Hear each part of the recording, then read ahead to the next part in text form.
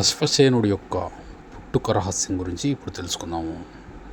నాగలోకంలో ఒక అద్భుతమైనటువంటి దంపతులు ఉండేవారు. వారి పేరు ఏంటంటే తచ్చకుడు, అలాగే అతని యొక్క భార్య సుప్రభ. సుప్రభ గర్భం దాల్చినప్పుడు నాగలోకమంతా ఉత్సాహంగా ఉంటుంది.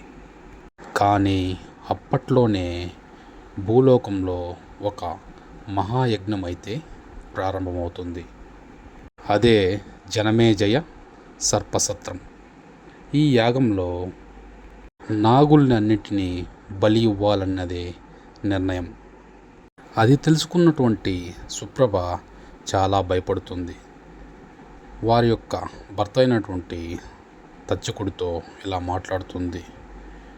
మన బిడ్డ పుట్టకముందే ఆ యాగానికి బలి అవుతాడేమో అని బాధపడుతూ ఉంటుంది సుప్రభ. అప్పుడే సుప్రభ తన బిడ్డ యొక్క రక్షణ కొరకు ఒక గొప్ప తపస్సు అనేది మొదలు పెడుతుంది. ఆ యొక్క తపస్సులోని శక్తితో ఆమె గర్భం చుట్టూ ఒక అగ్ని కవచం అయితే ఏర్పడుతుంది. అది చూసినటువంటి దేవతలు ఆశ్చర్యపోతారు. ఏంటి, గర్భాన్ని కాపాడటానికి కవచమా అని ఆశ్చర్యంగా చూస్తారు. తపస్సు శక్తి పెరుగుతూ ఉండడం కొద్దీ ఆ అగ్ని కవచం శక్తి గట్టిగా మండుతూ ఉంటుంది.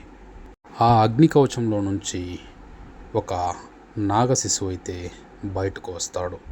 అతడే అశ్వసేనుడు. అతడికి అగ్ని తాకకుండా, పొగ కూడా తగలకుండా అందులో నుంచి ప్రకాశిస్తూ బయటికి వస్తాడు అశ్వసేనుడు. అది చూసినటువంటి సుప్రభ కన్నీళ్లు కారుస్తూ దేవతలకు నమస్కరిస్తుంది. ఏమనంటే, నా కుమారుడిని అగ్నిప్రభతో కాపాడినందుకు దేవతలారా మీకు నా ధన్యవాదాలు అని చేతులెత్తి మొక్కుతుంది. అశ్వసేనుడు పుట్టుకతోనే అసాధారణమైనటువంటి శక్తులను కలిగి ఉంటాడు. అవి ఏంటంటే, అగ్నిని దాటగల శక్తి గలవాడు, అలాగే శత్రువుల యొక్క బలాన్ని తెలుసుకోగల శక్తి గలవాడు, మోహన శక్తి గలవాడు, అలాగే భవిష్యత్తు యొక్క ఆపదలను గుర్తించే శక్తి గలవాడుగా జన్మిస్తాడు అశ్వసేనుడు. అతడే తరువాత కురుక్షేత్ర యుద్ధంలో కర్ణుణ్ణి కాపాడినటువంటి అశ్వసేనుడుగా గుర్తింపు పొందాడు. కర్ణుడు ఒకరోజు యుద్ధంలో భయంకరమైనటువంటి స్థితిలో ఉన్నప్పుడు అశ్వసేనుడు ఒక బాణంలాగా మారి కర్ణుడి యొక్క ధనస్సులోకైతే ప్రవేశిస్తాడు. ఆ యొక్క బాణానికి అతని అగ్నిశక్తి కలిసిపోవడంతో ఆ బాణం చాలా అమోఘమవుతుంది. ఆ ఒక్క క్షణంలోనే కురుక్షేత్రం మొత్తం కదలిపోతుంది. ఇలా అశ్వసేనుడి యొక్క పుట్టుక, అలాగే అతను పుట్టి కర్ణుడికి ఏ విధంగా సహాయం చేశాడన్నది ఈ కథలో మనం తెలుసుకున్నాం.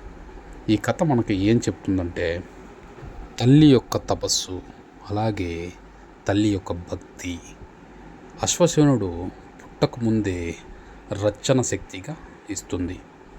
అలాగే ధర్మం కోసం పుట్టిన వారికి దివ్యశక్తులు అనేవి సహాయం చేస్తాయని ఈ కథలో మనం తెలుసుకోవచ్చు. ఈ స్టోరీ మీకు నచ్చితే జై శ్రీకృష్ణ అని కామెంట్ చేయండి.